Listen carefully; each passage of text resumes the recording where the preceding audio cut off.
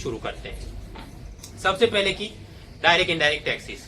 Direct taxes of the union कौन कौन से हैं? 3 प्रकार के होते हैं। आपकी इनकम पे लगाए जाए, आपके एक्सपेंडिचर पे लगाए जाए, या फिर कि आपकी एसेट्स, प्रॉपर्टी, कैपिटल ट्रांजेक्शन पे लगाए जाए।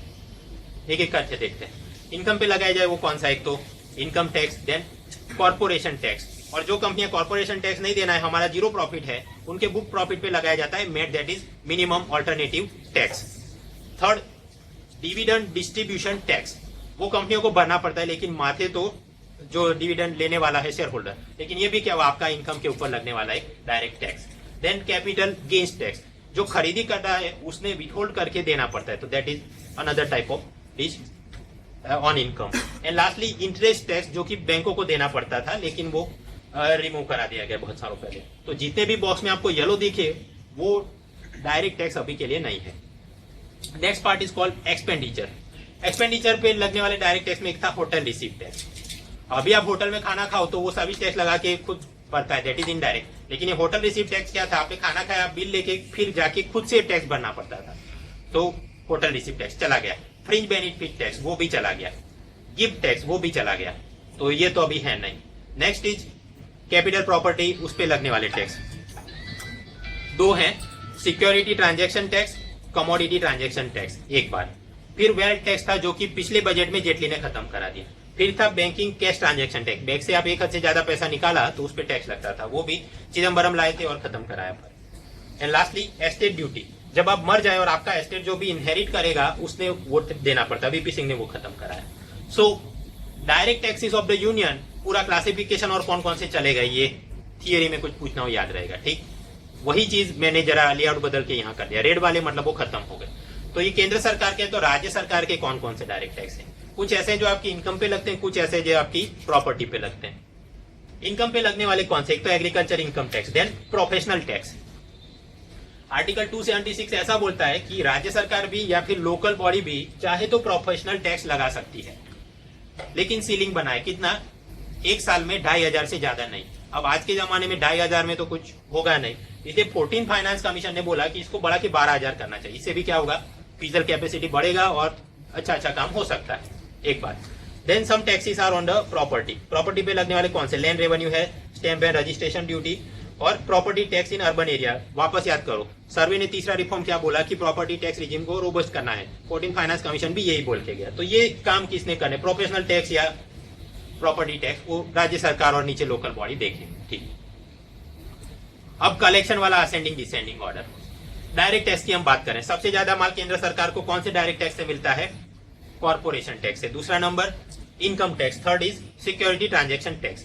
एक और बात, ये इनकम टैक्स यहां पर ये बोला जाता है technically taxes on income other than corporation tax, मतलब अपना कैपिटल गेन्स टैक्स और वो सारे भी आंकड़े इधर जुड़े हैं और इतना ये सीलिंग इतना अपना बना है, ठीक। तो याद क्या रट्टा मारना है? डायरेक्ट टैक्स में क्या है डिसेंडिंग ऑर्डर? सबसे ज्यादा अपना कॉर्पोरेशन, दूसरा इनकम टैक्स और तीसरा सिक्योरिटी ट्रांजैक्शन टैक्स। राज्य सरकार के केस में क्या होगा? ये बजट 2016 से मैंने प्रोजेक्शन बनाए। सबसे ज्यादा डायरेक्ट टैक्स वाला माल इनको किधर से मिलता है राज्य सरकार को? Stamp and registration fees, at least for Gujarat government में बोल रहा हूं। दूसरे नंबर पे माल किधर से आता है? Land revenue. तीसरे नंबर पे प्रोफेशनल टैक्स है, तो अपना ये बन गया। अब डायरेक्ट टैक्स के मेरिट डीमेरिट क्या है? थियरी घर पे देख लेना आराम से। इनडायरेक्ट टैक्स केंद्र सरकार के कौन से? Custom duty, excise duty, service tax और सेंट्रल सेल्स टैक्स। लेकिन ये सारा पैसा राज्य सरकारों में चला जाता है। कैसे चला जाता है? जीएसटी वाला लेक्चर देख लेना। राज्य सरकार के इनडायरेक्ट टैक्स कौन कौन से? सेल्स टैक्स पहले था, अभी क्या है? वेट, लेकिन वेट न्यूज़पेपर पे नहीं लगा सकते। एक्साइज ड्यूटी, एक्साइज ड्यूटी वैसे तो केंद्र सरकार का, लेकिन पीने वाला दारू और नार्कोटिक्स इस पे कौन लगा सकता है? राज्य सरकार। फिर taxes on vehicle, animal, boats and tolls, ये भी कौन? राज्य सरकार। Luxury tax, betting, gambling, lottery पे लगने वाले tax. Entertainment tax, electricity duty, advertisement, लेकिन वहां पर टीवी, रेडियो, न्यूज़पेपर का नहीं ले सकते। टीवी, रेडियो वगैरह पे क्या जाएगा? सर्विस, वो ये लेंगे। होर्डिंग वाला एडवर्टाइजिंग तो लोकल बॉडी वाले लेते हैं, ठीक। अब सवाल की जीएसटी में इनमें से कौन कौन से इनडायरेक्ट टैक्स खत्म हो जाएंगे? तो वो ये पुराना जीएसटी वाला वीडियो आप देख लेना। यहां पर भी वही बात, डिसेंडिंग असेंडिंग ऑर्डर क्या होगा? बजट 2016 की हम बात कर रहे हैं, मतलब 1 अप्रैल 2016 से 31 मार्च 2017 तक सबसे ज्यादा कौन से इनडायरेक्ट टैक्स से केंद्र सरकार को आवक होगी? सबसे ज्यादा आएगा एक्साइज, दूसरे नंबर पर सर्विस और तीसरा नंबर है कस्टम। यहाँ पर बहुत पैरेलल चल रहा है, सर्विस में 2,31,000, कस्टम में 2,30,000, मतलब पैरेलल चल रहा है, बट सबसे ज्यादा एक्साइज, दूसरा सर्विस और तीसरा कस्टम। राज्य सरकार अपना गुजरात का बजट 2016 उस हिसाब से क्या होगा आंकड़े। सबसे ज्यादा माल किधर से मिलेगा अपने को, वेट से, दूसरा नंबर इलेक्ट्रिसिटी पे ड्यूटी, तीसरा टैक्सेस ऑन व्हीकल, चौथा taxes on good passenger transport, फिर स्टेट एक्साइज और एंटरटेनमेंट टैक्स। अब ये अपना स्टेट एक्साइज उतना कम क्यों है? राज्य सरकार किस पे एक्साइज लगा सकती है? पीने वाला दारू और नारकोटिक्स। अब गुजरात के अंदर प्रोहिबिशन है, इसलिए यहां पर आमदनी कम होगी। तो सवाल ये जीरो क्यों नहीं है, 3,000 करोड़ से ज्यादा क्यों है? क्योंकि 5 स्टार होटल और SEZ और वगैरह वगैरह में कहीं पर परमिट के साथ तो बेचना अप्रूव्ड है, तो वहां से तो स्वाभाविक आमदनी होगा। तो ये एक बात ठीक। तो गुजरात राज्य सरकार का अपने को पता चल गया। बिहार का देखते हैं। बिहार का स्टेट एक्साइज 2014 बजट में 3,000 करोड़ से ज्यादा, 2015 बजट 4,000 करोड़ से ज्यादा, 2016 बजट का प्रोजेक्शन है कि 1 अप्रैल 2016 से 31 मार्च 2017 तक हार्डली 2,100 करोड़। ये ऐसा क्यों? प्रोहिबिशन वहां पर लगा है, दारूबंदी, तो स्वाभाविक है उनको एक्साइज में कमी आएगा। मध्य प्रदेश, मध्य प्रदेश के अंदर आप पाते हैं, हम लोग स्टेट एक्साइज पे फोकस कर, 6,500 करोड़ से ज्यादा, 2015 में 7,800 करोड़ से ज्यादा, और 2016 में प्रोजेक्शन है 9,000 करोड़ से ज्यादा। सवाल, मध्य प्रदेश में इतने लोग ज्यादा पीते हैं क्या? अगर ऐसा है तो फिर बिहार में पहले क्यों इतना कम? कारण ये है, राज्य सरकार 2 चीज पे एक्साइज ले सकती है, एक क्या, पीने वाला दारू, और दूसरा क्या, नारकोटिक्स। तो नारकोटिक्स में भी इनको, क्योंकि मध्य प्रदेश के अंदर लीगल है कल्टीवेशन, समझ लेते हैं, ये चीज है ओपियम, अफीम, इसका कल्टीवेशन राजस्थान, मध्य प्रदेश और यूपी के अंदर लीगली परमिटेड है, तो स्वाभाविक है वो वहां से ओपियम और फिर उससे जो भी मॉर्फिन, कोडेन और थीबेन, ये क्या है, morphine, codeine, there are medical products, thebaine उससे इंडस्ट्रियल केमिकल वगैरह, तो ये पूरा जो भी काम चल रहा है नारकोटिक्स का, उस पर राज्य सरकार एक्साइज ड्यूटी मांग सकती है। तो स्वाभाविक है क्योंकि परमिटेड है तो उनका प्रोडक्शन प्रोजेक्शन के हिसाब से वो होगा। और ओपियम से हेरोइन या स्मैक भी बन सकता है, वो इलीगल है। उसके सामने कैनाबिस या भांग, भांग से क्या बनता है, हशीश, चरस, गांजा, मारिजुआना। लेकिन आप समझिए, ओपियम का cultivation it is legally permitted, provided कि जो भी राज्य सरकार वो हाँ बोले। कैनाबिस का परमिटेड नहीं है, इट इज फॉरबिडन। क्यों? NDPS एक्ट में बोला है, narcotic drugs and psychotropic substances act. ये कुछ एग्रीकल्चर में पूछना हो कि किसमें से क्या डिराइव होता है तो पता चलेगा। ठीक, अब इनडायरेक्ट टैक्स के मेरिट डिमेरिट कौन से घर पे देख लेना, आसान थियरी है। अब दोनों को कंबाइन करते हैं, डायरेक्ट और इनडायरेक्ट को कंबाइन करके असेंडिंग डिसेंडिंग ऑर्डर क्या है। स्वाभाविक है, फिर भी 2016 की बात कर रहा हूं, सबसे ज्यादा माल किधर से आएगा, कॉर्पोरेशन से, दूसरा इनकम टैक्स, तीसरा एक्साइज। ये एक्साइज यहां पर याद क्या रखना, राज्य सरकार वाले कौन सा एक्साइज लेते हैं, दारू और नारकोटिक्स। केंद्र सरकार वाले दूसरा जो भी प्रोडक्शन होता है उस पे excise. And next excise duty on alcohol for medical and toiletry preparation. Medical toiletry preparation में अल्कोहल, जैसे मेडिकल में कौन सा, कफ सिरप में हो सकता है, टॉयलेटरी प्रिपरेशन कौन सा, जो भी ये परफ्यूम डिओड्रेंट है वहां पर भी अल्कोहल यूज होता है, तो उस पर केंद्र सरकार। ठीक, फिर आएगा service, custom and lastly security transaction tax. अब इसमें डायरेक्ट इनडायरेक्ट का आप सब कुछ जानते हैं। एक और बात अपना पॉलिटी में आता है, अप्रोप्रिएटेड एंड लेवाइड, और लेवाइड एंड कलेक्टेड एंड, वो सारा चीज क्या है, GST वाले और 14 फाइनेंस कमीशन में आप देख लेना, वो पता चल जाएगा। आगे बात, पिछले साल का बजट और इस साल का बजट। तो पिछले साल भी सरकार ने अंदाजा मारा होगा कि अपने को लेटेस्ट से कॉर्पोरेशन टैक्स, तो वहां से 4.7 लाख करोड़ का आमदनी होगा। इस साल का बजट मतलब 1 अप्रैल 2016 से 31 मार्च 2017 तक अपने को 4.9 लाख करोड़ का कॉर्पोरेशन टैक्स से आमदनी होगा। तो आप देख सकते हैं कि हर एक टैक्स में ऑब्वियसली सरकार ये प्रोजेक्ट करती है कि अपना GDP बढ़ेगा, अपना टैक्स बढ़ेगा, राइट। तो ये आंकड़े बढ़ते हैं। सबसे ज्यादा ग्रोथ अपने को, मतलब परसेंटेज में आप निकालो, पिछले साल से इस साल अपने को कॉर्पोरेशन टैक्स में ज्यादा कितना मिलेगा, हार्डली 5%, इनकम टैक्स में हार्डली 8%, उसके सामने एक्साइज में कितना 39%, इतना ज्यादा मिलेगा पिछले साल के अनुपात में। सवाल ऐसा क्यों है, MCQ में पूछ सकते हैं, क्या जवाब, सरकार ये कुछ एक्सपेक्ट कर रही है कि मेक इन इंडिया वगैरह चीज अपना सक्सेस हो जाएगा तो उत्पादन बढ़ेगा, उत्पादन बढ़ेगा तो एक्साइज ड्यूटी और उस पर अपना बटोरी ज्यादा होगी। ठीक, अभी रेवेन्यू शॉर्टफॉल चीज क्या है। फॉर एग्जाम्पल बजट 2015, तो 1 मार्च 2015 से 1 अप्रैल 2015 से 31 मार्च 2016 तक का प्रोजेक्शन होगा कि कॉर्पोरेशन टैक्स में अपने को इतना माल मिलना था। बट जब आंकड़े जोड़ना शुरू करेंगे तो पता चलेगा कि उससे कम माल अपने हाथ में आया। तो बजट और उसका रिवाइज एस्टीमेट जब आएगा तो अपने को पता चलता है कि अपेक्षा से कम टैक्स अगर आए तो उसको बोलते हैं रेवेन्यू शॉर्टफॉल। कौन कौन से में देखने को मिला? 2015-16 की बात कर रहे हैं। कॉर्पोरेशन में हाँ, इनकम टैक्स में हाँ, अपेक्षा से कम माल आया। बाकी सभी टैक्स में अपेक्षा से तो ज्यादा है। और सबसे ज्यादा माल किधर आया अपेक्षा से ज्यादा? एक्साइज के अंदर। ऐसा क्यों हुआ? क्योंकि आपको पता पिछले साल क्रूड ऑयल के दाम नीचे आ रहे थे, राइट? तो डीजल पेट्रोल भी सस्ता होना चाहिए, लेकिन सरकार ने क्या किया? सामने एक्साइज ड्यूटी बढ़ाते रहे। तो अपने को हमेशा वो 60-70 की रेंज में मिलेगा, लेकिन सरकार को क्या है? एक्साइज ड्यूटी ज्यादा मिला है, तो अपेक्षा से ज्यादा उनका कलेक्शन आ गया। अब प्रीलिम में ये सारी चीज से क्या सवाल निकल सकता है? During the financial year 2015 and 16 इनमें से कौन से टैक्स में रेवेन्यू शॉर्टफॉल नहीं देखने को मिला?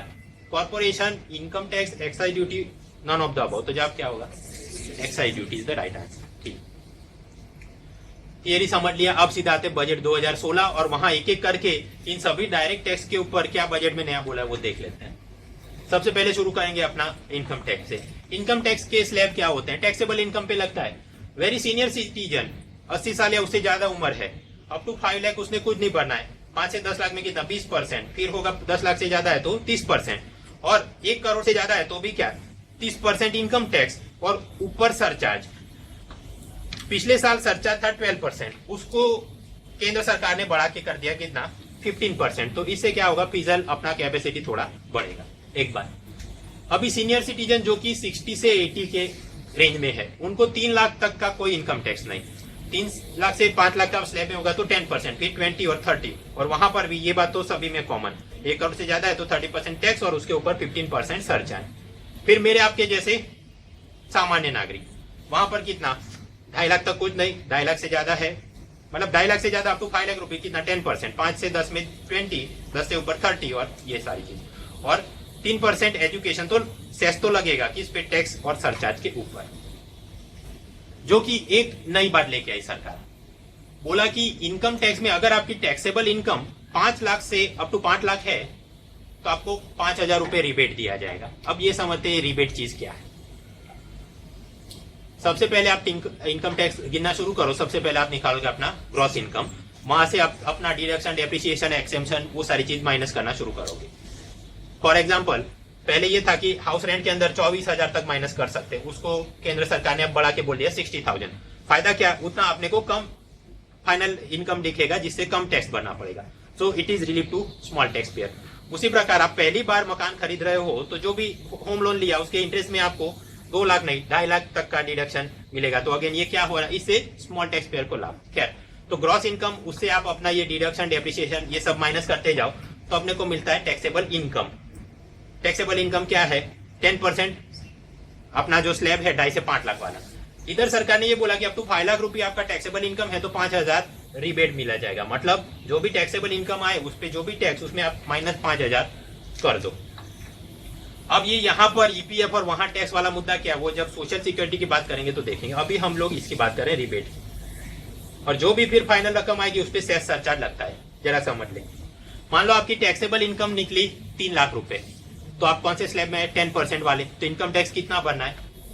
30,000 रुपीज। अब सरकार ने ये बोला कि इधर आपको 5,000 का रिबेट मिलेगा। आप समझ रहे हैं? तो मतलब आपको भरना कितना इनकम टैक्स? 30,000 माइनस 5,000 रुपीज, मतलब 25,000। अब सरकार ये बोलती है कि अगर 1 करोड़ से ज्यादा इनकम तो 15% सरचार्ज, लेकिन अपने केस में नहीं लगेगा भाई, 3 लाख रुपए में हम लोग हैं तो सरचार्ज कुछ भी नहीं। और ये बोलती है कि 3% सेस लगेगा इस पे, टैक्स प्लस सरचार्ज करके जो रकम आए उसके ऊपर। तो अपने केस में कितना आएगा? 25,000 रुपीज, और उसका 3% उतना निकालो। अभी सेस 3% कैसे है? वहां पर 2% is for primary and 1% is for secondary and higher education. ठीक, एंड लास्ट में क्या? कुल मिला के आपने कितना बना? इनकम टैक्स 25,000 बनना है, सरचार्ज कितना बना है? कुछ भी नहीं बना। एजुकेशन सेस कितना बना है? 3% के हिसाब से 750 रुपीज। तो अब ये क्लियर हो गया कि ये टैक्स रिबेट क्या है। पहले टैक्स रिबेट कितना था? 2,000 था, उसको बढ़ा के कर दिया 5,000। तो न्यूज़पेपर वाले additional 3,000 rupees rebate is given, relief to small taxpayer and so on. Tax rebate का एक फायदा क्या है? ये सीधा अपने को कम हो गया, और दूसरा यहाँ माइनस हो गया उतना, तो परसेंटेज वाइज सेस और सरचार्ज भी अपने को माइनस में, मतलब थोड़ा कम मिलेगा। एक तो ये स्मॉल टैक्स पेयर को फायदा। आगे अगर आपकी taxable income crore of rupees में है और मान लो कि इनकम टैक्स भरना है 20 लाख रुपए, मान लो इनकम टैक्स भरना है 20 लाख रुपए, तो रिबेट कुछ भी नहीं आएगा। वाई? बिकॉज आप 5 लाख वाले ब्रैकेट में नहीं हो। नेक्स्ट, उस 20 लाख रुपए के ऊपर क्योंकि सरकार ने ये बोला कि अगर आपका taxable income more than 1 crore तो कितना खर्चा लगेगा, 15%। तो ये 20 लाख, उसका 15% निकला 3 लाख रुपए। अब ये सरचार्ज जो है वो पूरा पैसा किधर जाता है, कंसोलिडेटेड फंड ऑफ इंडिया के अंदर जाता है। उसका कोई स्पेसिफिक पर्पज नहीं होता ऐसा कि एजुकेशन में जाना है कुछ भी। और फाइनेंस कमीशन वाले इसमें से कितना राज्यों को बोलना देना है ऐसा कोई ऑब्लाइज नहीं कर सकते केंद्र सरकार। ठीक, अब यहाँ पर भी 3% एजुकेशन सेस तो सब पे लगता है, बट वो किस पे, टैक्स प्लस सरचार्ज वाली रकम पे। तो 20 लाख प्लस 3 लाख मतलब 23 लाख रुपए पे कितना लगेगा, 3%। ठीक, और ये एजुकेशन सेस है वो किधर जाता है, प्रारंभिक शिक्षा कोष में, पब्लिक अकाउंट है, स्पेशल पर्पज है, और इसको भी फाइनेंस कमीशन वाले शेयरिंग कितना करना है वो केंद्र सरकार को ऑब्लाइज नहीं कर सकते। ओके, तो फाइनल अकाउंट अपना क्या होगा, income tax 20 lakh, surcharge 3 lakh और सेस कितना अपना 69,000 रुपीज। तो अब आपको पता चल गया कि सेस और सरचार्ज की गिनती में क्या होता है। सर्विस टैक्स में जरा अलग से है, वो भी आज से स्लाइड में हम लोग देखेंगे। ठीक, आगे तो इनकम टैक्स क्लियर है। अब देखते हैं डिविडेंड डिस्ट्रीब्यूशन टैक्स, ये क्या है। शेयर होल्डर है, उन्होंने मिलकर कंपनी बनाई, कंपनी के ऊपर होंगे बोर्ड ऑफ डायरेक्टर, राइट, और उनका एक चेयरमैन होता होगा। फिर वो बोर्ड अपना एक एमडी सीईओ पसंद करेगा, वो जाके जो भी काम करना है, बैंक चलानी है, XYZ। अब ये पूरा एंटिटी प्रॉफिट जनरेट करता है, उसके ऊपर बोर्ड तय करेगा कि वहां में से कितना पैसा हमने डिविडेंड के रूप में शेयर होल्डर्स को देना है। अब केंद्र सरकार का डिविडेंड डिस्ट्रीब्यूशन टैक्स ऐसा है कि ये जब कंपनी आपको डिविडेंड देती है तो उसमें से 10% काट के उन्होंने जमा करा देना होगा। टेक्निकली वो किसके माथे है, वो शेयर होल्डर के माथे, लेकिन वो उसे विथहोल्ड करके जमा करने का जवाबदारी किसका है, कंपनी का है। तो मतलब अगर आपको 100 रुपए देना, मैं कंपनी हूं, मेरे को आपको 100 रुपए डिविडेंड देना था, तो मैं 100 नहीं दूंगा, only 90 rupees I will give, और 10 रुपये ऊपर चले जाएंगे। अब समस्या, सामान्य शेयर होल्डर है, उसके डिविडेंड से भी 10% काट लिया और मुकेश अंबानी के डिविडेंड से भी 10% काट लिया। तो यहां पर नाइंसाफी इस प्रकार से कि वो अमीर आदमी है, उसके डिविडेंड से ज्यादा पैसा काटने की जरूरत थी। ओके, तो सरकार ने बोला हाँ ऐसा कुछ करना पड़ेगा। तो डिविडेंड डिस्ट्रीब्यूशन टैक्स में एक तो ये रहेगा ही कि 10% डीडीटी एट सोर्स वो तो लागू रखेंगे, प्लस अगर किसी टैक्स पेयर का डिविडेंड से 10 लाख रुपए या उससे ज्यादा आमदनी हो रहा है तो उस पर 10% एडिशनल टैक्स लगेगा, और वो जो भी शेयर होल्डर या टैक्स पेयर है उसने भर के देना पड़ेगा। तो ये क्या होगा, एट डेस्टिनेशन हो गया, बट ये भी डायरेक्ट टैक्स ही है। इससे फायदा क्या, it will ensure fairness and progressive nature of the direct tax. क्यों, ज्यादा मालदार है उसके ऊपर थोड़ा और टैक्स लगा दिया तो it is progressive in nature.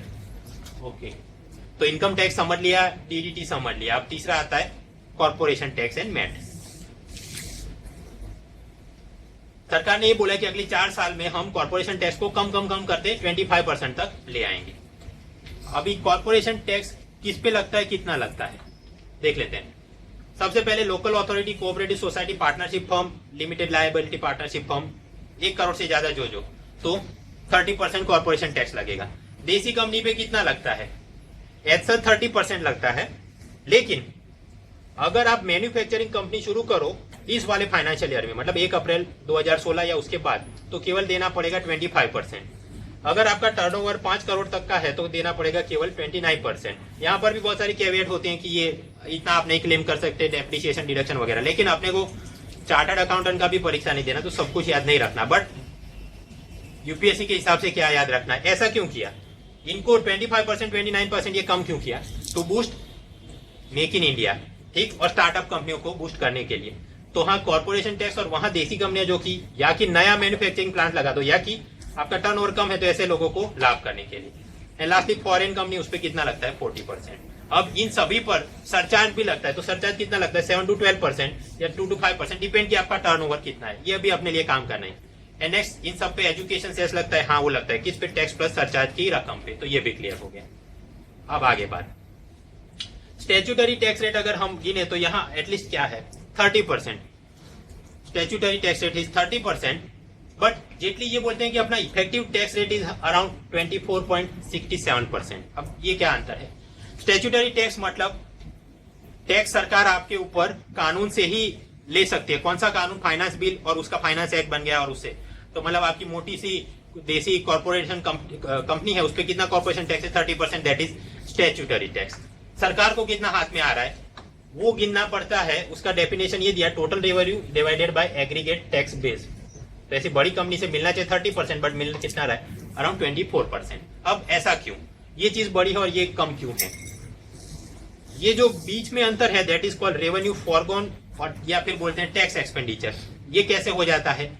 क्योंकि कंपनियों को ग्रो करने के लिए आप इंसेंटिव देते हैं, डिडक्शन, डेप्रिसिएशन। अगर एसईजेड में प्लांट खोला तो उसका टैक्स ब्रेक देते हैं। अगर आप कोई स्पेशल चीज जैसे कि एक्सपोर्ट कर रहे हो उस पर कोई टैक्स ब्रेक दिए हैं, सो ऑन। तो ऐसा रेवेन्यू फॉरगॉन अराउंड 62 करोड़ है।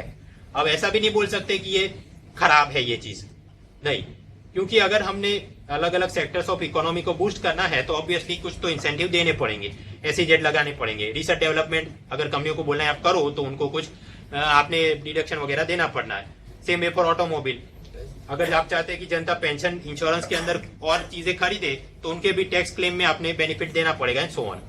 ये है, ये एक बात हुई। तो अगर डेफिनेशन पूछा जाए तो कौन सा याद रखोगे आप?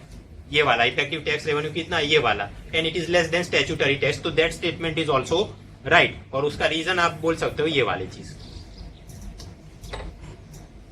नेक्स्ट, कुछ न्यूज़पेपर वाले ऐसा दिखाते हैं इफेक्टिव टैक्स रेट वो ऐसे गिनते हैं। Statutory tax rate, corporation tax अपना देसी बड़ी कंपनी पे कितना 30%, उस पे 12% सरचार्ज लगता है, 3% एजुकेशन सेस, उस प्रकार से वो निकालते हैं 34.61%। ये भी एक उसका है। एमसीक्यू में रट्टा कौन सा मानना है, ये वाला इफेक्टिव टैक्स रेट। अब क्योंकि अपनी फिजिकल कैपेसिटी बढ़ानी है और एक तरफ सरकार ये बोले कि हम धीरे धीरे कम करेंगे कॉर्पोरेशन टैक्स, 30% से कम करके अगले 4 साल में करेंगे 25%, तो फिर आप बढ़ाओगे कैसे फिजिकल कैपेसिटी? जो भी उनको अलग अलग डिडक्शन दिए जा रहे हैं उसमें कमी लाओगे। सरकार ने ये बोला हाँ हम ऐसा करेंगे। ज्यादातर केस में पहले जो 200% तक डिडक्शन दिया जाता है उसको कम करके 150 कर देंगे बाय 2070 और 100 कर देंगे बाय 2020। ये क्या है? मान लो अगर आप cold chain, warehouse, hospital ऐसा कुछ बनाते तो जो जो उसमें खर्चा हुआ उस पर अभी मिलता था आपको 200% डिडक्शन, उसको धीरे धीरे कम किया 150 फिर 100।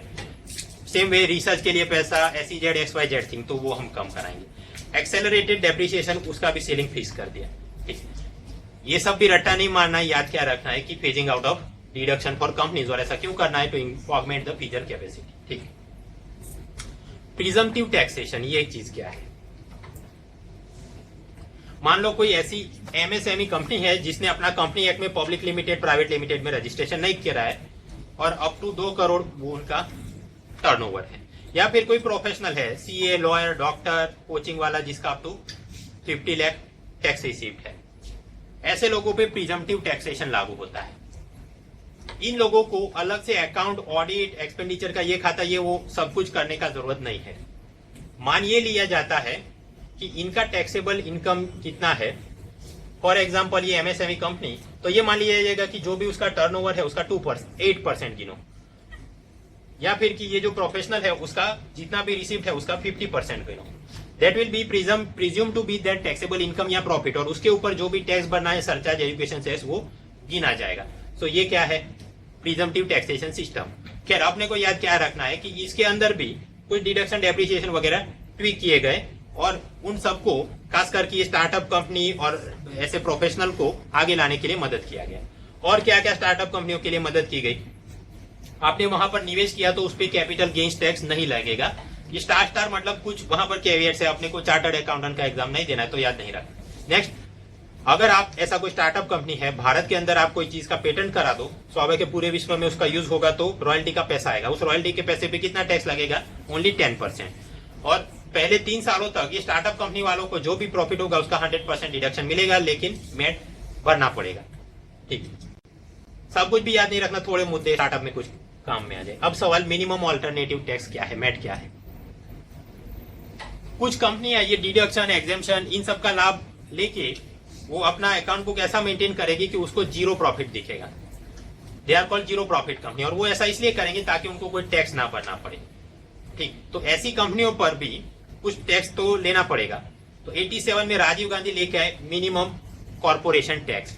अब सवाल ये, राजीव गांधी तो पीएम था तो वो कैसे मैट लेके आ सकता है? वो इसलिए क्योंकि फाइनेंस पोर्टफोलियो भी उसके हाथ में था। फिर कुछ साल चले गए, चिदम्बरम बजट 96, तो वो लेके आया मैट। मैट का फंडा ये है कि भले ऐसा करके आप जीरो प्रॉफिट दिखा दो, लेकिन बुक प्रॉफिट अलग से गिन के उस पे 18.5% आपने टैक्स भरना पड़ेगा। That is called minimum alternate tax. अब ये चीज चर्चा में क्यों है? इतने सालों तक कन्वेंशन ये रहा है कि कोई विदेशी कंपनी भारत में निवेश करे तो उसके ऊपर मैट हम लोग नहीं डालते थे। लेकिन 2015 में इनकम टैक्स वालों ने मॉरिशस की एक ऑस्ट्रेलियन इन्वेस्टमेंट कंपनी पे ये ऐसा कुछ डिमांड रख दिया कि आपने भी मैट भरना पड़ेगा, और वो सुप्रीम कोर्ट में चले गए, पूरा माजरा हुआ। तो सुप्रीम कोर्ट ने ये बोला, और उसके बाद जस्टिस एपी शाह कमेटी बनी, उसने ये बोला कि ऐसे जो भी फॉरेन इन्वेस्टर हैं एफआईआई या एफपीआई, उसके ऊपर अपने केंद्र सरकार का मैट मांगने का जुरिस्डिक्शन नहीं बनता है। ठीक, तो बजट में क्या बोला गया? एज सच मैट कितना है? 18.5% ऑन द बुक प्रॉफिट। लेकिन कोई विदेशी कंपनी एफआईआई एफपीआई उसके ऊपर ये मैट नहीं लगता है। और कब से नहीं लगता है? 2001 के बाद से जो भी ऐसा कुछ भी हुआ, हमने उन पे हम परेशान उनको नहीं करेंगे, provided they do not have a place of business in India. ठीक, डायरेक्ट टैक्स, इनकम टैक्स समझ लिया, कॉर्पोरेशन टैक्स समझ लिया, मैट समझ लिया, डीडीटी ये भी समझ लिया। अब क्या समझना है? सीजीटी। सीजीटी किस पे लगता है? Capital gains tax. आपने कोई कैपिटल एसेट में निवेश किया, जब आप उसको बेचते हैं और उस पर आपको प्रॉफिट हुआ, तो उस प्रॉफिट पे लगने वाला tax, that is capital gains tax. अब ये किस पे लगता है? ये मेरी घड़ी है या टाई है या शर्ट है, मैं OLX पे बेच दूं और उस पे मेरे को प्रॉफिट होगा तो मिलेगा क्या? उस पे टैक्स लगेगा? नहीं, because personal effects are excluded. ये सब चीज क्या है? Personal effects. सेम में मूवेबल प्रॉपर्टी है, ज्वेलरी, पेंटिंग और बहुत सारी चीजें, ये आप घर पे देख लेना, इस पे नहीं लगता। बाकी चीज पे लगता है। कितना? शॉर्ट टर्म पे 15%, लॉन्ग टर्म पे 20%। ये ऐसे, अगर आपने कोई इक्विटी टाइप की सिक्योरिटी, मतलब शेयर, यूटीआई ऐसा कुछ ले लिया, एक साल में आप बेच देते हो और उस पे जो मुनाफा हुआ तो कितना लगेगा? 15%। उस मुनाफे पे एक साल के बाद बेचा तो 20%। और गोल्ड, रियल एस्टेट और बॉन्ड टाइप का होगा तो 3 साल पे गिनते। ठीक, अब यहाँ पर एजुकेशन सेस लगता है क्या? Yes it is applicable. Surcharge लगता है? Yes it is also applicable. कितना लगता है? काम का नहीं, बट हाँ ये एयर रखना है, सेस सरचार्ज लगता है। बजट में और क्या बोला? कैपिटल गेन्स टैक्स कुछ लोगों पर, कुछ चीजों पे हम नहीं लगाएंगे, रेसिडेंट पे लगाएंगे। मतलब अगर कोई रेसिडेंट स्टार्टअप कंपनी में निवेश करता है तो अगर मान लो जो भी उसका इक्विटी है उसको आगे जाके बेचेगा तो उस पे कैपिटल गेन्स टैक्स हम नहीं लगाएंगे। ऐसा क्यों? ताकि कोई आदमी जाके स्टार्टअप में निवेश करे। अगर कोई भारत का रेसिडेंट सॉवरेन गोल्ड बॉन्ड या गोल्ड मोनेटाइजेशन स्कीम में निवेश करेगा, आगे चल के स्वाभाविक उसको प्रॉफिट होगा, तो उसके ऊपर भी हम लोग कैपिटल गेन्स टैक्स नहीं लगाएंगे। ऐसा क्यों किया? ताकि जनता फिजिकल गोल्ड की खपत कम करे, ताकि अपना करंट अकाउंट डेफिसिट कम रहे, और ताकि वो जाके इन स्कीमों में जाके निवेश करे। उसी प्रकार वो अलग अलग म्यूचुअल फंड का मर्जर करेंगे, वहां पर भी नहीं लगेगा, ताकि रिटेल पार्टिसिपेशन बढ़े। ठीक, तो कैपिटल गेन्स टैक्स में क्यों माफी दी गया है? ताकि कहीं पर कुछ निवेश हो सके। नॉन रेसिडेंट, हमने देखा कि बैंकों के अंदर एनपीए की समस्या क्यों है? क्योंकि कॉर्पोरेट वालों ने ढेर सारा पैसा उधारी में लिया है और वो वापस नहीं कर पा रहे। अब सरकार चाहती है कि कॉर्पोरेट बॉन्ड मार्केट डीपन हो जाए, मतलब वो और फूले फाले। अगर ऐसा कुछ कराना है तो एक रास्ता ऐसा भी होगा कि वो बाहर जाके विदेश में रूपी के अंदर डिनोमिनेटेड बॉन्ड अपने इशू करे और पैसा लेके आए। राइट, अब आप समझिए, टॉम क्रूज या आर्नोल्ड ने आपका रूपी डिनोमिनेटेड बॉन्ड खरीदा है विदेश में, आगे चल के रूपी डॉलर करेंसी एक्सचेंज रेट में कुछ फेरफार आ जाए तो स्वाभाविक उनको वहां पर भी और कुछ मुनाफा होगा। तो सरकार ने ये बोला कि वहां पर उस मुनाफे पर हम लोग कैपिटल गेन्स टैक्स नहीं मांगेंगे। ऐसा क्यों? ताकि ये नॉन रेसिडेंट वाले भी जाके अपने कॉर्पोरेट बॉन्ड खरीदे, अपने को कोई पैसा मिले, बैंकों पे स्ट्रेस कम हो। तो ये मुद्दे हो गए। ठीक, लास्ट होगा सिक्योरिटी ट्रांजैक्शन टैक्स। वो कितना है? 0.001 से 0.125। किस पे लगता है? ये शेयर, म्यूचुअल फंड वगैरह के ऊपर। कितना लगता है? अलग अलग है। किसके ऊपर लगता है? कुछ केस में जो खरीदता है उस पे, कुछ केस में जो बेचता है उस पे। क्या क्या अपने लिए काम का नहीं, सीए की परीक्षा में देख लेना। कमोडिटी ट्रांजैक्शन टैक्स वो किस पे लगेगा? जो भी ऐसे एक्सचेंज के ऊपर जो भी ट्रेड हो रहा है ऐसा कमोडिटी के ऊपर, और ये किसने भरना पड़ता है? It is payable by the seller. ठीक, तो डायरेक्ट टैक्स के अंदर हमने income tax, corporate, MAT, DDT, STT, CTT ये सब देख लिया। ठीक है, असेंडिंग डिसेंडिंग भी आप लोग याद रखेंगे। एक और बात देखनी ये है, जैसे कि बजट 2016 में उन्होंने प्रोजेक्शन किया कि कॉर्पोरेशन टैक्स के अंदर हमको 4.9 लाख करोड़ रुपीस मिलेंगे, तो वो टैक्स का पैसा भी प्लस सरचार्ज में जो आएगा प्लस सेस में जो आएगा वो सारे आंकड़े जोड़ के अपने को ये रकम देते हैं। मतलब वहां पर सरचार्ज या एजुकेशन सेस में कितना आएगा ये सब उसके अंदर बिल्डअप ही होता है। ठीक है। और मैंने आपको ये भी बोला कि पिछले बजट से इस बजट में हमको ज्यादा ग्रोथ किधर देखने को मिलेगा, एक्साइज के अंदर, मेक इन इंडिया और वो सारी बातें। नेक्स्ट थिंग हम ये भी पाते हैं कि आप देखिए कॉर्पोरेशन और इनकम टैक्स में भी ग्रोथ तो होगा बट हार्डली 5% 8%। ऐसा क्यों? इनकम टैक्स में तो हमने देख लिया स्मॉल टैक्स पेयर को बहुत सारे बेनिफिट दिए गए। कॉर्पोरेशन भी नई कंपनी आप बनाओ या मैन्युफैक्चरिंग वाला तो वहां पर आपको कुछ लाभ दिए जाएंगे, तो ये वाला तो अपने को कम मिलेगा, लेकिन उसके जरिए जो मैन्युफैक्चरिंग बूस्ट हो गया तो एक्साइज में अपने को ज्यादा देखने को मिलेगा। ठीक तक हमने देखना डेमोक्रेसी इज अ कॉन्ट्रैक्ट। ठीक, वहां पर मिडिल क्लास एग्जिट हो जाएगा तो क्या तकलीफ, और फिर उसे अगर हमने बिल्डअप करना है तो क्या करना चाहिए। अलग अलग प्रकार के फंड देख लिए और ये हमने डायरेक्ट टैक्स के अंदर कुछ कुछ बातें कर ली। आगे